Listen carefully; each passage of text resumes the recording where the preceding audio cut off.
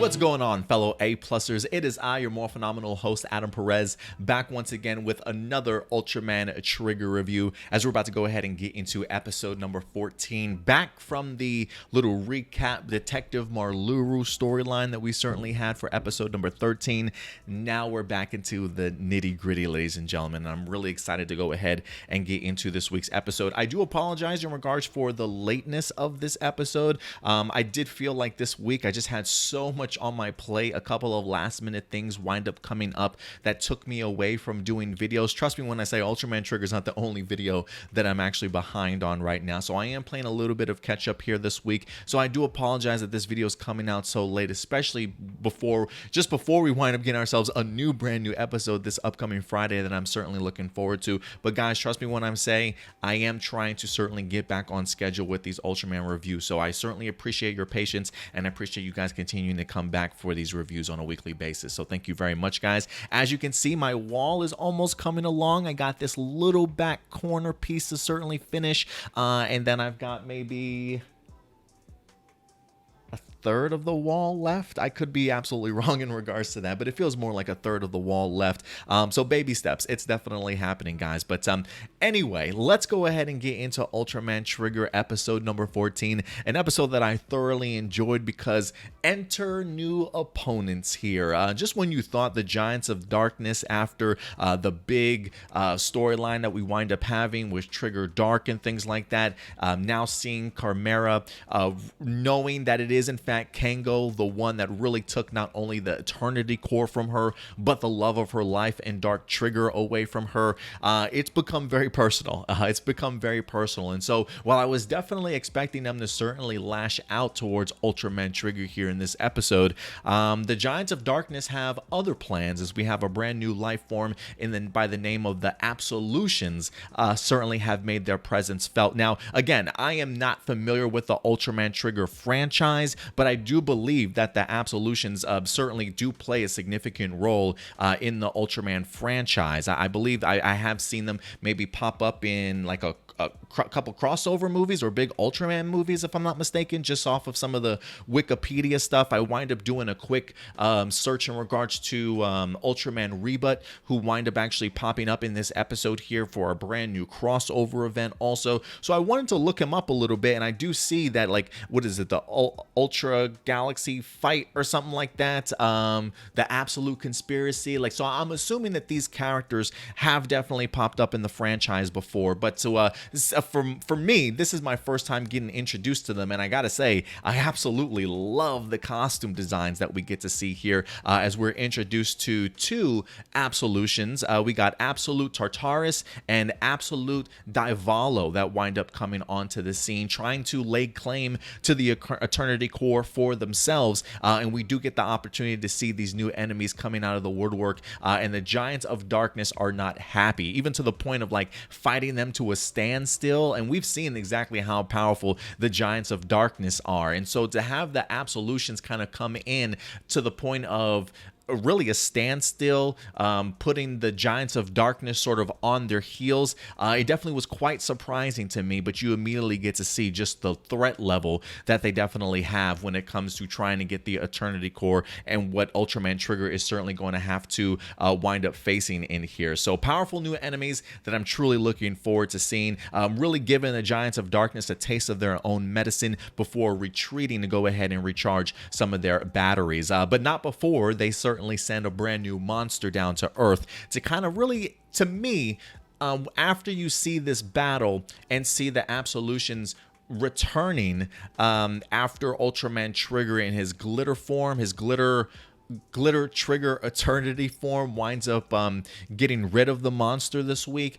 Seeing them pop back up, you really get the sense that they literally just sent this monster down to kind of test the abilities of Ultraman Trigger, see exactly how powerful this Eternity Core is, and really maybe the problems that it certainly might present to them. So talk about being pretty strategic and pretty smart in regards to at least testing things out before you make your presence known and test it out for yourself, because honestly, this episode had amazing action. And I feel like I say that almost every episode, but this one was certainly a special one. Getting the opportunity to see a monster called Darbolic wind up popping up in here. It looks as though the Absolutians certainly sent it. Strange mechanical monsters, what they certainly refer to it as. And this is like out of some Gears of War video game. The way, like, just the costume design, the idea that you've got this organic monster combined with like mechanical weapons, and just seeing all the bullets and the laser beams just coming out of it. I mean, the barrage of attacks,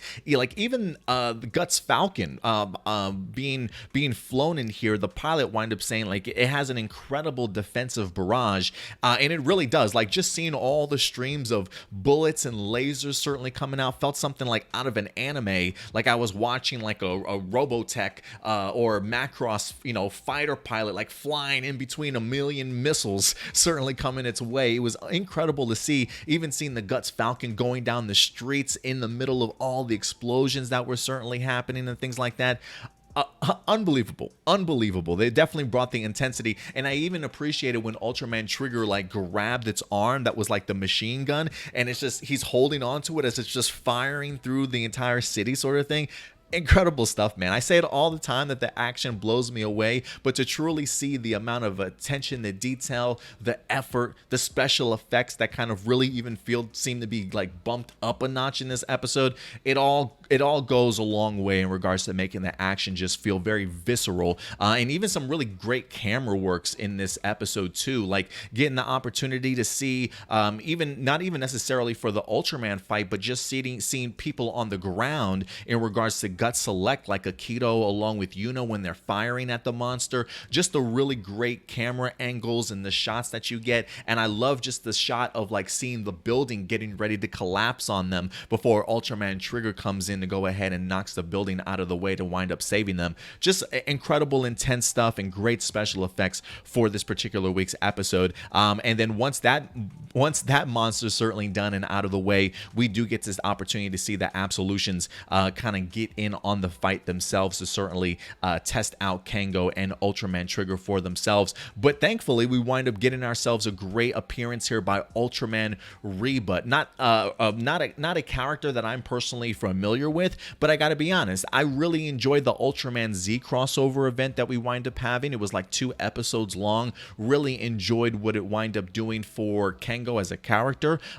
So for me, I'm definitely open for Ultraman Ribut to certainly be in here. It's one more Ultraman for me to certainly get accustomed to and comfortable with and hopefully learn a little bit more about. But I thought he came out looking spectacular. A great costume. I even love that energy spear that he was certainly using in this episode too. And it definitely feels like to me that Ribut along with the Absolutions very much know each other. I mean, the guy knows them, the Absolutions, by their name, Divalo, Tartarus. I mean, he definitely calls them by their name. So I'm feeling like this isn't their first rodeo, maybe not their first battle that we've seen them before. You guys could probably maybe fill in the blanks for me in regards to how many times he's actually had to take them on sort of thing. But I do find it interesting that, again, we explore the dimension hopping and things like that. Clearly, the Absolutions either come from another dimension and are somehow made aware of the Eternity Core to the point to where they want it for themselves. And now we got this massive crossover event that's happening on Ultraman Trigger. And it does make me wonder how connected then this episode is to the movie that you guys have been wanting me to try and review. I don't know if this is like a continuation, a prequel, a sequel to the movie, or whatever the case may be. But maybe you guys can kind of fill in some of the blanks for me as to what Ribut is certainly doing here. But I'm eager to see what he does in regards to the impact that he certainly has on this series as we certainly go forward. If there was any couple of things I definitely wanted to talk about for sure, it was definitely the Kengo stuff in regards to seeing how much he's actually pushing himself. This is one of the things that we talked about coming out of the big storyline with Dark Trigger, and really seeing Kengo's impact 30 million years ago and in current times. And one of the things that we said was, I would not be surprised if it feels like Kengo has changed a little bit going forward, right? Like, getting that knowledge of understanding your importance and really how connected you are to the overall story that's kind of taking place before you, it's got to be life-changing. And I think it's got to be like a reality changer and a punch in the face for you to realize just not only what your destiny is, but how important you are to everything, right? Like that's a huge weight to certainly have on your shoulders. And we definitely see Kengo pushing himself in here, you know, even when he takes that point blank shot in the shoulder, and he winds up having a battle back from that, getting to see how badly beaten he is after that fight, being nursed by Yuna in on the Nurse Desi, but still, once the enemies return, going back and throwing yourself and plunging yourself back into the middle of that fight, knowing that you're not 100%, and also on top of that, trying to harness the power of the Eternity Core, which you have not been able to do at any particular point in time, right? But maybe this is the time you get the opportunity to do it, right? It's that mindset of the weight of the world is sort of on your shoulders now that you know where your destiny is, and maybe pushing yourself a little bit too much because you're feeling the pressure. And I get the idea of wanting to protect everybody, and maybe everybody certainly is relying on you, but there is comes a moment, I think, where maybe Kengo does have to take some time for himself, not only just to heal up, but to really understand the situation that he finds himself in. And, you know, to be able to see him harness the glitter trigger eternity, great special effects wise. I absolutely love the suit, but all at the same time, you can definitely see how he's not able to harness it and control it for himself. And it's truly, truly taking a toll on Kengo. And so, you know, I kind of like this other personality or this other side. It kind of takes away the super lightheartedness of Kengo a little bit and makes him understand the more serious aspects of what he's been asked to do. So I do hope that by the end of this season, maybe there's a little bit more of a balance, right? Like now that he knows his destiny and the weight is on his shoulders, you know, he clearly learned a little bit of a valuable lesson from Ultraman Z's crossover.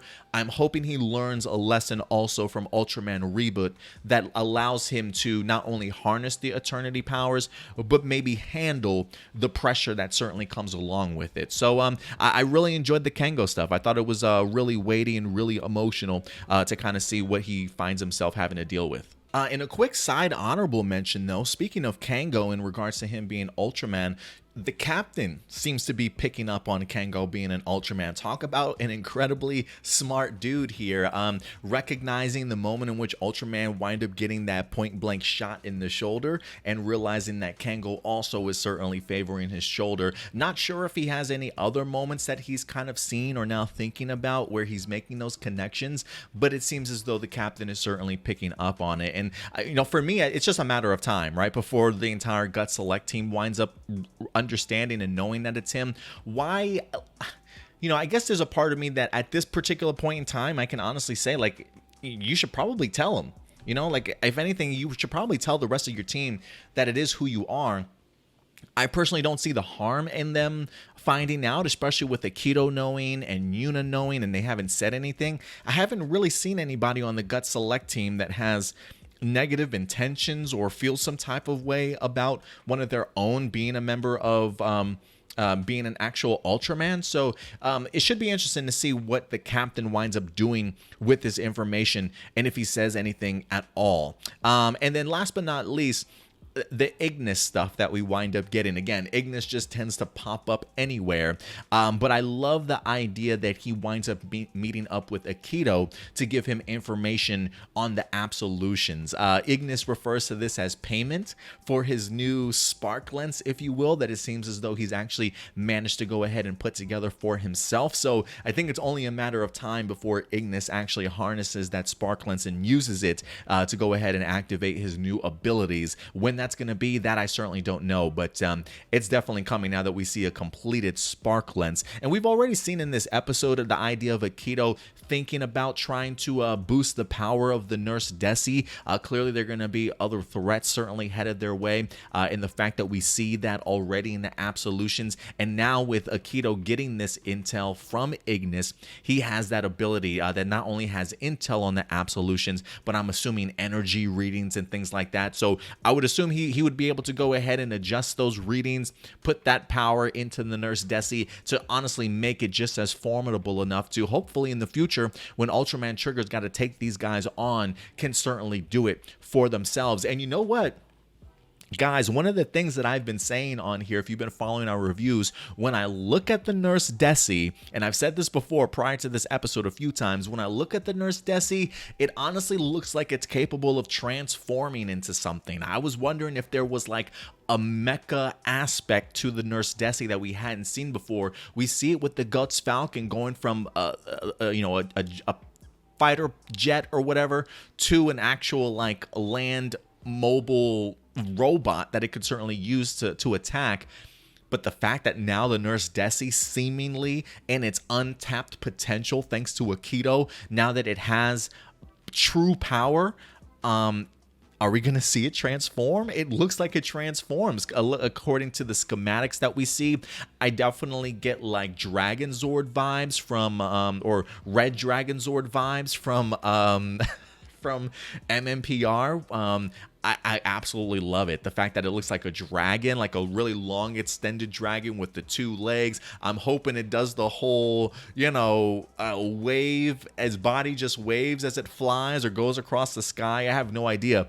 But this mecha looks like it's going to be pretty damn impressive. So I'm here for it, man. I'm here for it. So really great surprises, really great power-up certainly headed. New villains for us to certainly enjoy. How long the Absolutions are certainly going to be around. It's one of those things where I don't know if they're going to stick around to end up being the ultimate villains or if the Giants of Darkness still have a bone to pick with Ultraman. And these guys are just here, for like 2 or 3 episodes before the Giants of Darkness wind up taking over again. That unfortunately I'm not sure about, but I love all the newness, all the stakes that we certainly feel, and all the weight that's on the shoulders of Kengo as Ultraman Trigger. So we'll see what happens. But Ultraman Ribut, thank you very much. Ribut, thank you very much for certainly coming through. I'm really looking forward to seeing what this crossover is going to be like. But listen, guys, at the end of the day, these are just simply my A+ opinions. I want to know yours. What did you guys think about this particular episode of Ultraman, episode number 14? Let your thoughts be known in the live chat or the comment section box below,